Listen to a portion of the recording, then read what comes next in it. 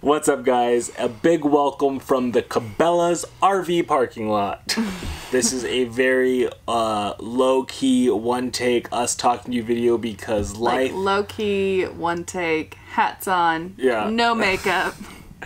Because RV life has been crazy lately. Hey guys, my name's James. And I'm Ashley. Last year we sold our house and we're traveling across the country with our kids. Hi, my name's Goose, and this is Maverick. Come join us! So let's start off by rewinding to about a week ago when we were in Oklahoma. You guys saw our Tulsa Tornado video. So there was just a broadcast on our phone saying that there's a tornado warning for the next hour in our county. I won't lie, this is a little bit crazy.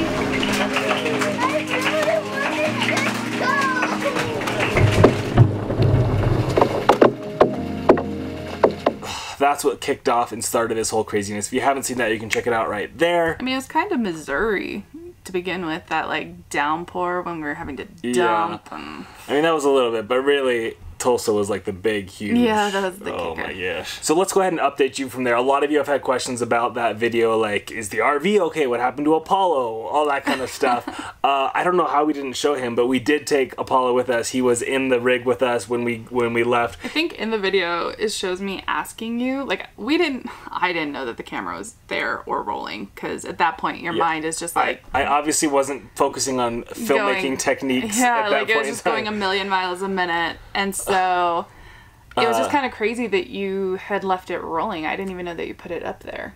I had set that up the same time I set up the time lapse of the rain outside, so that stuff was just going. See, I thought you had just set it up on the counter, like and then you all of a always sudden do, the hail and started. it just started like it was crazy. Chaos just ensued. There was like an hour's worth of footage that I cut through. Anyways, all that being said, Apollo was with us. I was saying, I think that you caught on the tape like me being like, well, what do we do with the dog? Because it was like me sitting there going, I cannot leave this dog in this RV with this. Like, if we're not wanting to be in here, he won't want to be in here. He's gonna be scared and alone and not understanding like why we would leave him. I don't know how I didn't show him once we were in the car, because he was in the backseat of the car, the same place he has been traveling. And some of you have also been asking, is that where he's traveling lately? And yes, Apollo is no longer traveling in the fifth wheel. He just started to get more stressed in the fifth wheel, and that stress started outweighing the stress of the truck. So now at this point, he's actually more relaxed in the truck than he is in the fifth wheel. It's just kind of like paying attention to the cues that your animals give you. Like, yeah, just like the kids, it just felt like he was getting way too nervous before travel days, like when he noticed that we were packing up and everything like that. So that, along with when we started traveling in Florida, it was getting so hot that I was not comfortable leaving him. When it was 85 degrees out, it'd be like 95 in the trailer, and it's just not okay. That's for not him okay. So yes, Apollo is fine. And then the other question was the trailer. So I know a lot of you were concerned about if anything happened to the trailer with the hail and the tornado and whatnot. No, there was no tornado that attacked the trailer. It did not blow it over. It was fine. And the biggest thing I was concerned about were our solar panels, because with that hail that was pretty darn huge, I was worried that it was going to crack the Zamp solar panels. But true to what they say, Zamp proved that their panels are ridiculously tough. They came out on top, not a single crack, still working well. If anything, it just cleaned them off. So we could not have been more blessed with the safety of our family and our rig and all of our possessions. Super thankful. And then it was just our decision that we were just going to get the heck out of Dodge. Yes, so sir. The next morning we packed up and I drove for about 11 hours through 3 states. We went through Oklahoma, all the way through Nebraska, and into Colorado to try and... Oklahoma, all the way through Kansas. I know my geography. Into Colorado so that we could get out of the tornado alley. Yes. I mean, this guy, even though his geography might be a little... usually it's better than yours, surprisingly though. If you've been watching us, you know that we don't usually drive for longer than like 4 or 5 hours. 4 max. to 5 hours, yeah, like Google hours. And yeah, he just kept driving. I was exhausted. I was living on almost not quite 2 hours of sleep, and I got a little more than her. I think I got more. like 4 hours sleep, maybe 5. Yeah, he spit on me. That's save it for the bedroom. Don't put that in there. Please stop. So we made it to Colorado. It was an insane drive, but we just didn't feel safe being in our rig while in Tornado Alley. So just not knowing like what the weather was anywhere. Like we were checking ahead at each place, but each place that we seemed to find always had the option of it. Well, I would say those of you that know or live in that area, you know that the weather can change like that. So there's no real reliable way. And the storms this year, which many of you have told us about, have been crazy. Off the charts, like ridiculous. So we just wanted to be safe, and we got out of there. So then we got to go. But that's not even where all the craziness began. This is just like the prologue to our story.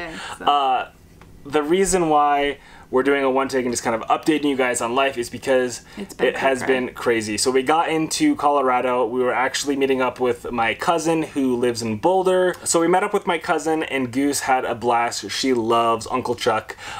She's actually Charlene, but we call it Uncle Chuck. Anyways, she loved hanging out with Uncle Chuck, and so they had a great time. And then we were headed up to the Rocky Mountains. In fact, we were already in the Rocky Mountains, not in the national park, but up in the Rocky Mountains at this campground, and our gas furnace went out. Not to be specific, our thermostat went out. So we turned up to the heat, went click, and boom, we popped our little 2-amp fuse in the actual thermostat. Not in the fuse box, but the thermostat itself has a separate fuse. Luckily, we have our Zamp solar and our Battleborn batteries, and I will plug the stink out of those because you guys, those saved our booties. We were able to run our electric heaters for a little bit, not like full bore for long periods of time, but enough to keep the house above freezing and at a decent temperature, because by the time it blew, it was already like 6 o'clock at night. The sun was setting. There was no way we were going to drive. It was past 6 o'clock. There was no way we were going to drive back down to the city, so we already paid for our campground, so we had to weather out the night. So we stayed the night there, bundled the kids up, bundled up with blankets. Anyways, long story short, we then headed back down the next day into town to try and fix it. I thought I had fixed it. Everything was happy and go lucky. And then we headed up to the actual Rocky Mountain National Park, which I just have to say was amazing. Like, one of our favorite parks. I mean, don't you agree? I burped, sorry. Yeah. Yeah. She's so good with words. Yeah, it was actually... Yarp. Narp. As we were up there in this super cold weather, my fix, which I thought I had fixed... I'm just going to keep going because this could last a while. The fix I thought that had fixed the fuse blowing in the thermostat apparently only had worked for like 24 hours. Like, we went a whole night, the furnace was running, everything was going great, which is why we headed back up to the national park. And then, of course, when we got up there and needed to use it, it went out again. But we had already planned on staying up there for 2 nights. We paid, so we just decided, you know what? Everybody and their uncle is tent camping up here. It's crazy. Which is insane. That's a whole other story. It's not supposed to get down below like 45, 40 degrees, so it wasn't going to get too cold. We knew that we could use our solar and our batteries. Same thing. We kept the electric heaters, keeping it above a certain level. So if this wasn't enough, if the thermostat going out on us wasn't enough, the tornado wasn't enough. Well, the first time the thermostat went out, it was Memorial Day weekend. So. Oh yeah, so we had to pay at this campground, which wasn't a bad campground, but we just didn't really want to pay. You know us, we love our BLM lands and our affordable. Well, and it was like really like small, tight spaces. Yeah. Anyway, we got showers every day. On top of all these problems, our big, huge main slide is now having issues. Coming in is a struggle. Going out is no problem, but bringing it in, that motor is grinding and it sounds horrible.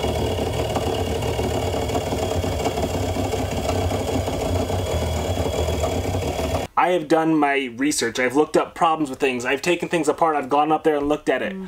I don't know what's going on. So I've done the same thing with the thermostat, with the fuse going out. I'm pretty sure there's either a short in the line or it's the circuit board on the furnace that is going out. And both of those things are above my pay grade, my technical abilities. And so... And I mean, the second that he said electrical, it was above my pay grade. So, long story short, our RV is having issues. It's time. I mean, it's just like a house. Yeah. Every year you have maintenance issues. You have big problems and little problems that you have to fix. Yeah. And we just happen to be having these big problems on a holiday weekend. And unfortunately, after our whatever expired last year. after our warranty expired as well. We had no warranty. Usually how it goes. So, unfortunately, we are probably going to be having to cut our season short. We were originally thinking that we were going to head into Yellowstone before we went up and met our family and reunited back in Idaho. They were so excited. I know. Their dad was going to pull out their rig and they were going to meet us there. So yeah, we don't exactly know what's going on. Like, that's part of our crazy frustration of what we're trying to figure out tonight. Now, don't think that this season is over. There is so much that we are jumping forward in real time. We're jumping forward about 2 months. Yeah. There are so many amazing and crazy things we did. And of course, the summer has to be kicked off, like, awesomely. Like, come on, guys. There are so many crazy things we did in Florida that you guys haven't seen. You just saw, if you haven't already, the Silver Springs video. That was just the first of one of our crazy fun things we did in Florida. Fish will eat your feet, so look out. If you haven't seen that one, I'll link that up there as well. But we also went all the way down to to Miami. We went on a cruise with family. We went to a different country. We went to the Florida Keys and did all sorts of crazy, exciting things. Like, it's been amazing. It's been an amazing season. This just puts a damper on us right now. Yeah. But you know what? We're trying to figure it out. We're seeing if we can find someone that can fix it. And if not, then we figure it out from there. If any of you do have any insights into what's going on with a thermostat, or you want more details about it, leave me a message down below. Or if you're saying, hey, ours did this, can you please tell us what happened? Of course, we're going to let you know, but it'll probably be a while. But until then, guys, remember, stay positive. Even if your thermostat goes out, you're almost hit by a tornado, your slide doesn't want to work, and your dog gets a tick. I forgot to mention that. Yeah. Stay positive, stay positive, guys. Get out there. Life is an adventure, so make some memories.